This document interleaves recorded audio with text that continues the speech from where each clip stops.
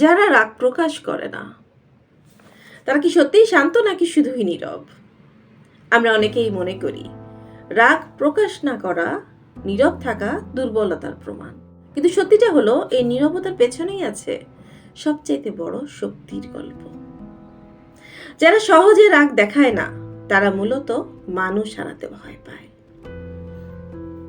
তারা তাদের মনের আগ্নেয়গিরির অগ্নুৎপাত নিজের ভেতরেই চেপে রাখে, কারণ তারা জানে ছোট্ট একটা রাগের মুহূর্তে বলা শব্দ তার প্রিয় কাউকে চিরতরে তার কাছ থেকে দূরে সরিয়ে দিতে পারে। সে হারাতে চায় না কাউকে, সে চায় মানুষটা কাছে থাকুক, সম্পর্কটা টিকে থাকুক। আর তাই সে রাগের মুহূর্তে চুপ থাকে, নিজের ভেতরেই নিজের রাগটাকে লালন করে। মানুষটা কাছে থাকুক, কারণ নীরবতাই তার ভালোবাসার ভাষা।